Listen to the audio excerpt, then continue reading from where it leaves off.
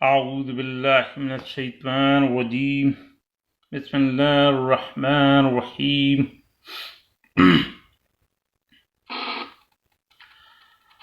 My name is Professor Dr. Muhammad Suhail Khan and I am Assistant Professor of Zoology in DJ Sindh Government Science College, Karachi.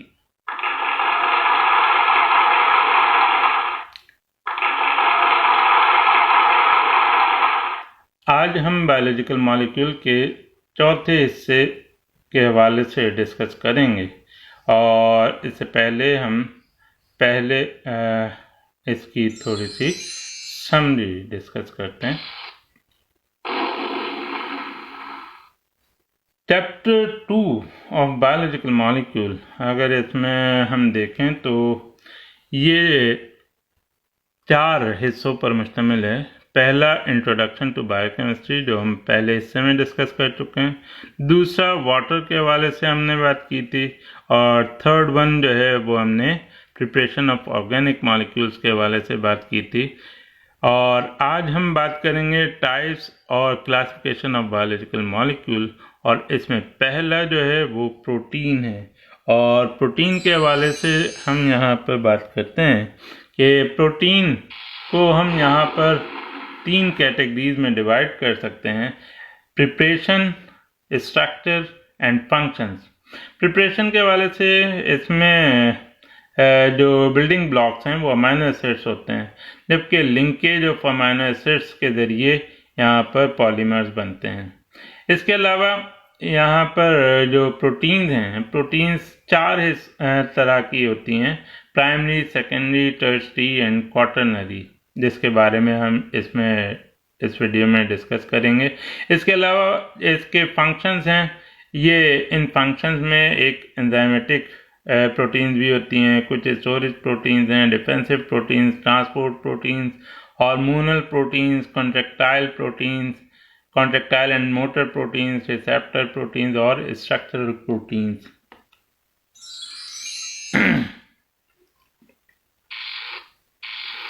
Introduction.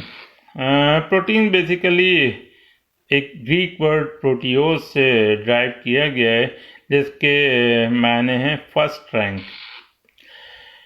Proteins can be defined as the protein basically polymers होती हैं, और ये जो amino acid हैं वो इसके monomers कहलाते हैं। और ये जो अमाइनो एसिड्स हैं ये मुख्तलिफ तरह से ये जब बाइंड होते हैं और ये पॉलीमर्स बनाते हैं, तो पॉलीमर्स बनाने के बाद ये पर्टिकुलर शेप और फंक्शंस करते हैं। इसके जो मोस्ट इम्पॉर्टेंट ये जो प्रोटीन्स हैं बेसिकली हमारी जितने भी लिविंग ऑर्गेनिज्म हैं या उन तमाम का जो सबसे एक्टिव या इम्पॉर्टेंट कंपाउंड है वो प्रोटीन कहलाता है। और अगर हम इसको देखें तो किसी भी सेल का 50% ड्राई वेट जो है वो इसी प्रोटीन पर मुश्तमिल होता है। प्रोटीन को सबसे पहले प्रोटीन का नाम सबसे पहले ब्राज़ीलियस ने 1838 में सजेस्ट किया था, जबकि डच केमिस्ट जो G.J. मर्ल्डर है उसने 1883 में इसकी जो इम्पोर्टेंस है इसके हवाले से बताया कि ये एक वाइटल कंपाउंड है। Proteins are the complex organic compound. इसमें कार्बन, हाइड्रोजन, ऑक्सीजन और नाइट्रोजन वगैरह शामिल हैं। कभी कभी इसमें फास्फोरस और सल्फर भी शामिल होते हैं, लेकिन इसमें ये नाइट्रोजन मौजूद होने की वजह से इसको नाइट्रोजनस कंपाउंड्स भी कहा जाता है। प्रोटीन किसी भी टिश्यू का बिल्डिंग ब्लॉक कहलाते हैं, और हमारी जो बॉडी है उसके बहुत सारे जो पार्ट हैं वो इसी के बने हुए होते हैं, जैसे हेयर्स हैं, स्किन है, नेल्स है, फेदर्स वगैरह, ये सारे के सारे प्रोटीनिक इन नेचर होते हैं।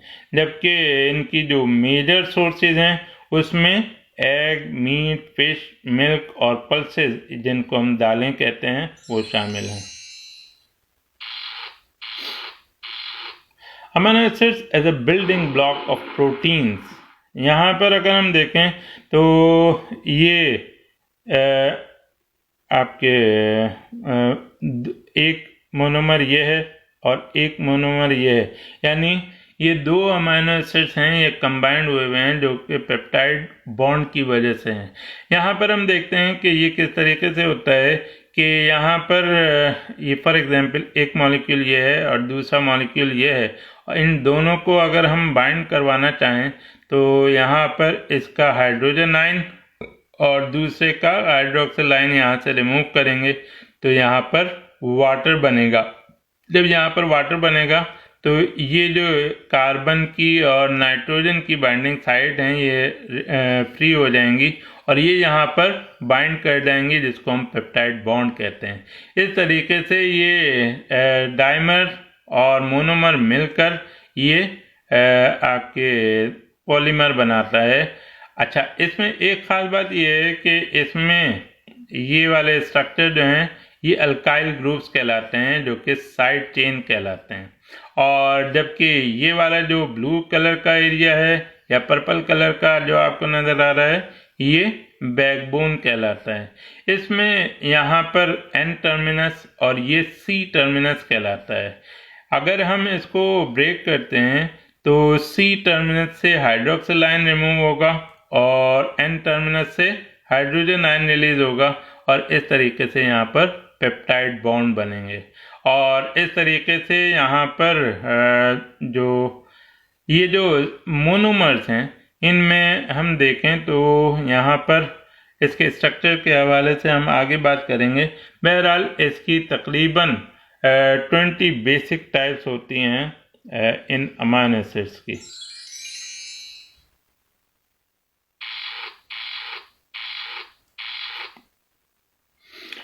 यहाँ पर इसको हम देखते हैं, एक जर्नल स्ट्रक्चर है अमीनो एसिड का कि इसमें जैसे ये अमीनो ग्रुप है और ये कार्बोक्सिलिक ग्रुप है COOH, जिसको हम कार्बोक्सिल ग्रुप कहते हैं।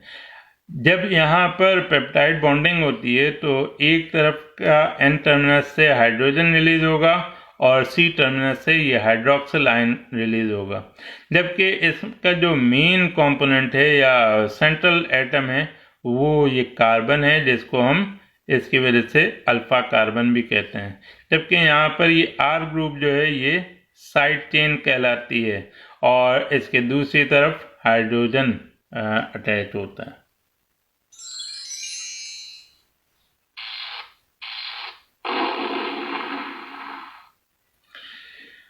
यहाँ पर हम देखते हैं कि जो पॉलीमर्स या पॉलीपेप्टाइड चेन्स कैसे बनती हैं।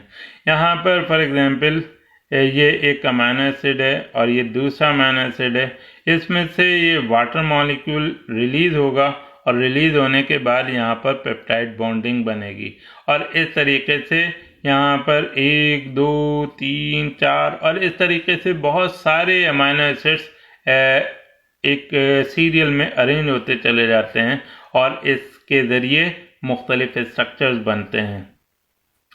तकरीबन the proteins are polypeptide with usually more than 100 amino acids, but sometimes proteins are small in size, having less number of amino acids. These sequences of amino acids in peptide chain is a specific for each protein and potentially capable of great diversity. Proteins differ in number of peptide chains per protein molecules.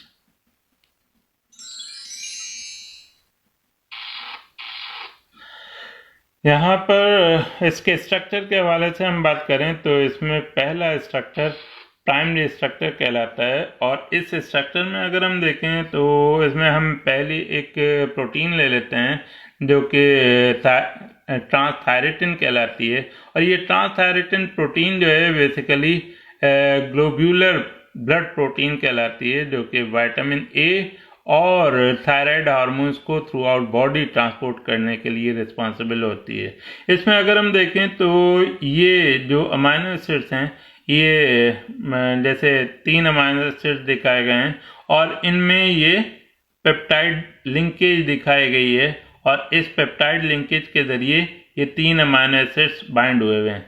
बिल्कुल इसी तरीके से यहाँ पर जितने भी आपको structures नज़र आ रहे हैं, ये छोटी छोटी जो बीड्स हैं, बेसिकली ये अमाइनो एसिड्स कहलाते हैं और ये अमाइनो एसिड्स, इनकी तादाद यहाँ पर 127 है और ये तमाम के तमाम एक लीनियरिटी में अरेंज होते हैं जो कि पेप्टाइड लिंकेज की वजह से बने हुए हैं। और ये पेप्टाइड लिंकेज में इनमें तमाम में वही 20 बेसिक अमाइनो एसिड्स पाए जाते हैं और इसकी मुख्तलिफ अरेंजमेंट पॉसिबल है।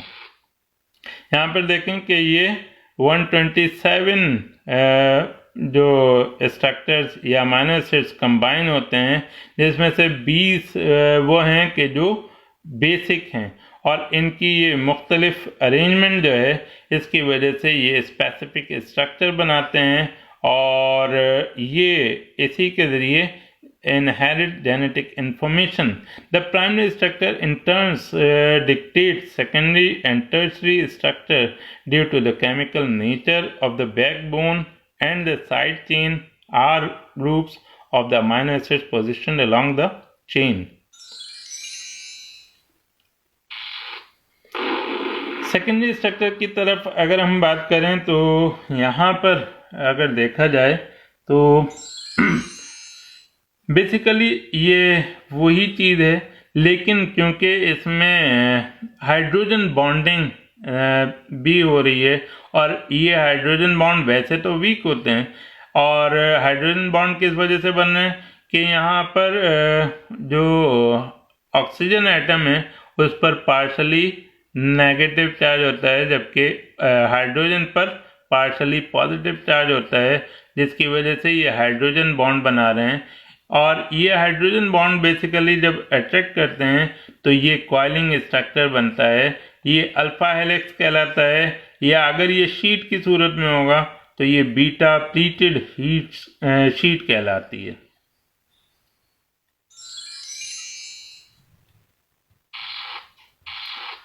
टर्शरी स्ट्रक्चर देखें तो टर्शरी स्ट्रक्चर बेसिकली यहाँ पर ये सुपर इम्पोज्ड पैटर्न है उसका सेकेंडरी स्ट्रक्चर का, यानी यहाँ पर अगर देखें तो ये हाइड्रोजन बॉन्ड है, लेकिन जब टर्शरी की हम बात करते हैं तो ये इसमें रिकॉइलिंग होती है।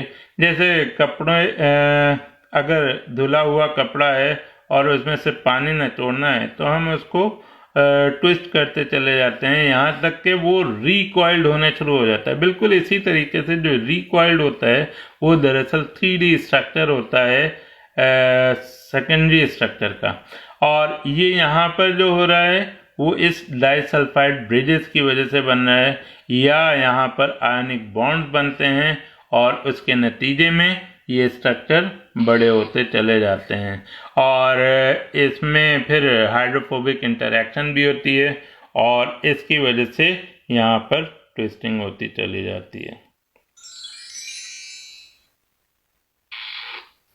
क्वाटरनरी स्ट्रक्चर की जब हम बात करते हैं तो अगर दो या दो से ज़ायद जो हैं वो ये टर्शरी स्ट्रक्चर आपस में बाइंड करते हैं तो ये क्वाटरनरी स्ट्रक्चर बनाते हैं। और इस हवाले से हम देखते हैं कि ये हीमोग्लोबिन है, ये सेल है, सेल के अंदर हीमोग्लोबिन पाई जाती है और इसमें 4 जो पॉलीपेप्टाइड चेन्स बनती हैं, वो 4 पॉलीपेप्टाइड चेन्स कौन सी हैं? 2 अल्फा सब यूनिट्स कहलाते हैं या 2 अल्फा चेन्स कहलाती हैं और 2 अदर बीटा चेन्स कहलाती हैं। ये आपस में कंबाइंड होने के बाद यहाँ पर ये हीमोग्लोबिन का मॉलिक्यूल बनाती हैं और ये जो कि ऑक्सीजन कैरी करने के लिए हेल्पफुल होती है। यहाँ पर अगर देखा जाए तो इसी स्ट्रक्चर को हम मज़ीद डिफाइन करेंगे कि पॉलीपेप्टाइड चेन होती है। इस पॉलीपेप्टाइड चेन में अगर ये जैसे 6th पोजीशन पर ग्लूटामिक एसिड है और ग्लूटामिक एसिड के बजाय यहाँ पर वेलिन आ जाए तो फिर उस सूरत में जो इसकी एक्चुअल शेप है वो ये होनी चाहिए, लेकिन वो चेंज होने के बाद अब यहाँ पर एक्सपोज हाइड्रोफोबिक एंड या एक्सपोज हाइड्रोफोबिक रीजन हो जाता है और यहाँ पर जो बीटा चेन है वो मॉडिफाई हो जाती है। उस मॉडिफाई होने के नतीजे में यहाँ पर जो स्ट्रक्चर बनता है हेमोग्लोबिन मॉलिक्यूल का, उसकी वजह से ओवरऑल इम्पैक्ट जो आता है, यहाँ पर देखें ये नॉर्मल सेल है और इस नॉर्मल सेल के बजाय यहाँ पर अगर हम देखें तो ये दरांती नुमा है, जिसके दरांती जिससे घास वगैरह काटते हैं, बिल्कुल ये उसी तरीके से जिसकी वजह से इसको हम सिकल सेल एनीमिया कहते हैं। यानी एक ग्लूटामिक एसिड के बजाय यहाँ पर वैलीन इसकी जगह रिप्लेस हो जाए तो उसकी यहाँ पर शेप या स्ट्रक्चर चेंज हो जाता है।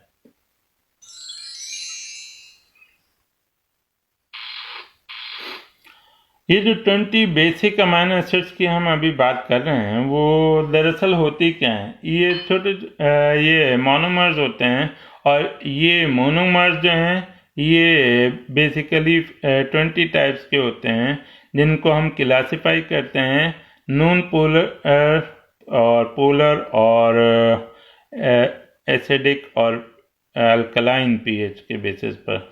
यहाँ पर ये जो स्ट्रक्चर आपको नज़र आ रहे हैं ये तमाम के तमाम नॉन पोलर साइड चेन्स के बेसिस पर हैं।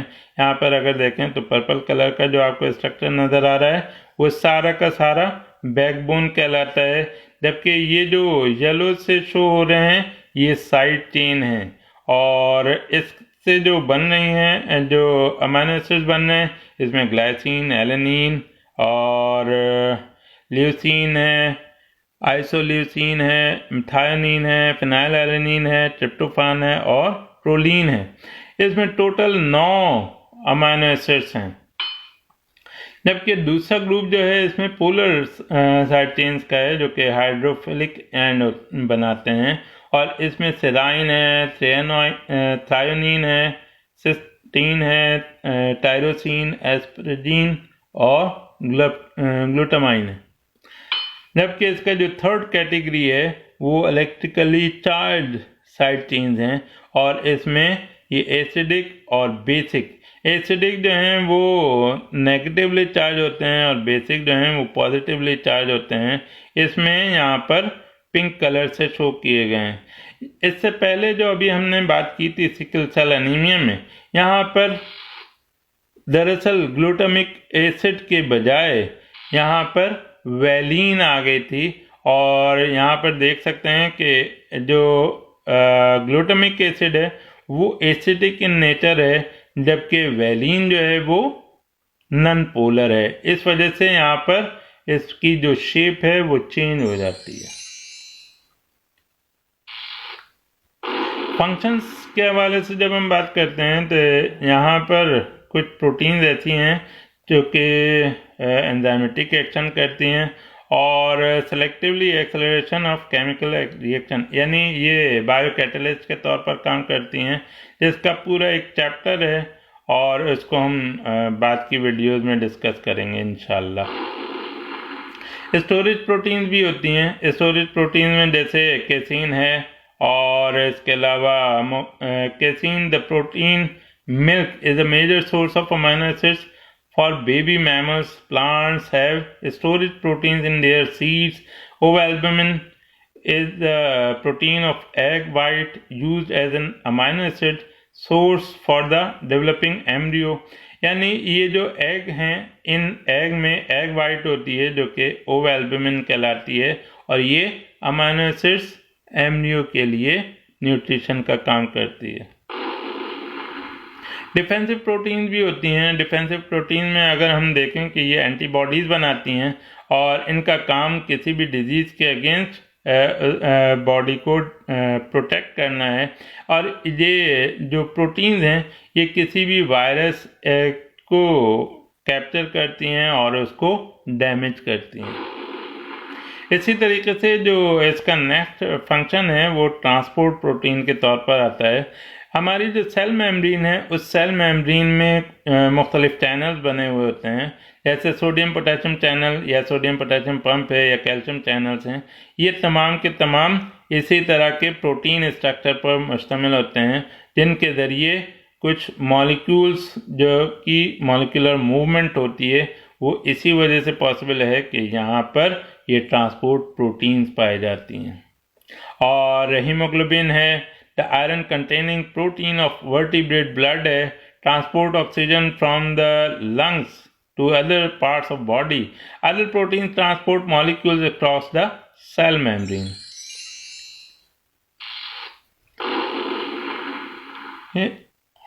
इसके अलावा हार्मोनल प्रोटीन्स भी होती हैं। हार्मोनल प्रोटीन जैसे इंसुलिन है, ये हार्मोनल प्रोटीन दरअसल कोऑर्डिनेशन एक्टिविटीज किसी भी ऑर्गेनिज्म में परफॉर्म करती हैं। जैसे इंसुलिन है, इंसुलिन का काम शुगर लेवल को मेंटेन करना है। अगर हाई ब्लड शुगर लेवल हो तो फिर उस सूरत में इंसुलिन सिक्रीट होती है और ये इसको नॉर्मल ब्लड शुगर में कन्वर्ट कर देती है। इसी तरीके से कुछ कॉन्ट्रैक्टाइल और मोटर प्रोटीन्स होती हैं। ये नॉर्मली हमारा जो मसल सेल्स हैं, इन मसल सेल्स के जो माइक्रोस्कोपिक स्ट्रक्चर है, इसमें अगर हम देखें तो ये मॉलिक्यूलर स्ट्रक्चर देखें तो इसमें एक्टिन और मायोसिन मॉलिक्यूल्स होते हैं जो कि इसी प्रोटीन पर मुश्तमिल होते हैं और जो इसके कॉन्टैक्ट होने में की वजह से इसकी मोटर एक्टिविटी को कंट्रोल करते हैं। रिसेप्टर प्रोटीन्स भी होती हैं, जैसे यहाँ पर जो नर्व सेल्स हैं, इन नर्व सेल्स में ये प्री साइनेप्टिक मेम्ब्रेन है और ये पोस्ट साइनेप्टिक मेम्ब्रेन है।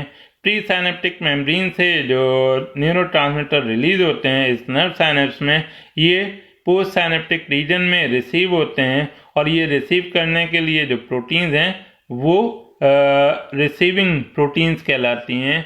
या दरअसल ये मुख्तलिफ रिस्पॉन्सेज जो होते हैं स्टिमुलस के, उसके नतीजे में इनको रिसीव किया जाता है। स्ट्रक्चरल प्रोटीन भी होती हैं, जैसे हमारे केराटिन हैं। Keratin is the protein of hair, horn, feather and other skin appendages. Insect and spider use silk fibers to make their cocoon and web respectively. Collagen and elastin protein provide a fibrous framework in animal connective tissues. यानी यहाँ पर अगर हम देखें तो ये collagen fibre यहाँ पर बना रही हैं जो कि टर्सरी मॉलिक्यूल है प्रोटीन का।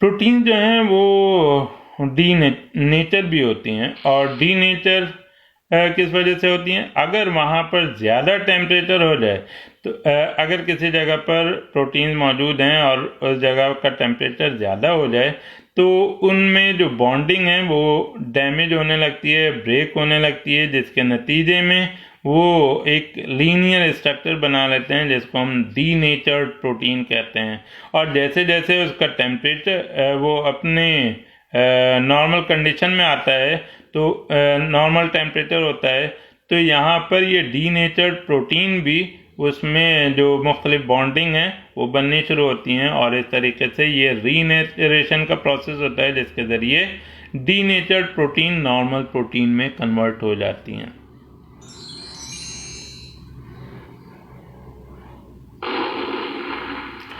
अब इस हवाले से हम पॉसिबल इम्पोर्टेंट क्वेश्चंस की बात करेंगे। यहाँ पर जो पॉसिबल क्वेश्चंस हैं इसमें एक क्वेश्चन ये बनता है कि define proteins, how they make large और small molecule, classify them and functions of each class of protein. यानी इसमें जो लार्ज और स्मॉल मॉलिक्यूल्स बनते हैं, यानी जो पेप्टाइड लिंकेज के हवाले से यहाँ पर बात हो रही है कि पॉलीमर्स किस तरीके से बनते हैं या मोनोमर्स किस तरीके से बनते हैं, इसमें प्राइमरी, सेकेंडरी, टर्शरी और क्वाटरनरी प्रोटीन्स क्या होती हैं और उनका जो उनके फंक्शंस क्या हैं, ये कंप्लीट क्वेश्चन है। Define protein, compare sickle cell haemoglobin and normal haemoglobin, what is the effect of temperature. ये वाला क्वेश्चन पहले कभी आया तो नहीं है। डिफाइन प्रोटीन और इसमें सिकल सेल हीमोग्लोबिन और नॉर्मल हीमोग्लोबिन को कंपेयर करें और इसका जो टेम्परेचर इफेक्ट है जिसके ज़रिए अभी जो लास्ट में हमने डिस्कस किया है के नेचर, डीनेचर और रीनेचर के हवाले से। What are the proteins? How they synthesized as monomer and polymers? यानी मोनोमर्स और पॉलीमर्स किस तरीके से बनते हैं, उनकी क्या कैटेगरीज होती हैं। Non polar protein amino acids हैं या पोलर अमाइनो एसिड्स हैं या इलेक्ट्रिकली चार्ज अमाइनो एसिड्स वगैरह, इसमें एसिडिक और बेसिक। इसी तरीके से explain the functions of proteins और explain proteins according to their structure, primary, secondary, tertiary and quaternary structure. Define single molecule of protein, describe N terminus and C terminus। यानी जो protein का जो molecule है उसको हम सेपरेटली किस तरीके से डिफाइन करेंगे कि उसमें N जो अमाइनो ग्रुप का N और कार्बोक्सिल ग्रुप का C टर्मिनस होता है। या फिर एक ये भी आता है कि इसको शॉर्ट नोट में डाल दिया जाता है। यहाँ पर हमने इस टॉपिक को कंप्लीट किया। इस हवाले से आपके जहन में कोई भी क्वेरी हो तो आप यहाँ पर दिए हुए नंबर पर क्वेरी कर सकते हैं और इंशाल्लाह अब हम नेक्स्ट वीडियो में मिलेंगे। उस वक्त के लिए अल्लाह हाफिज़। Thank you.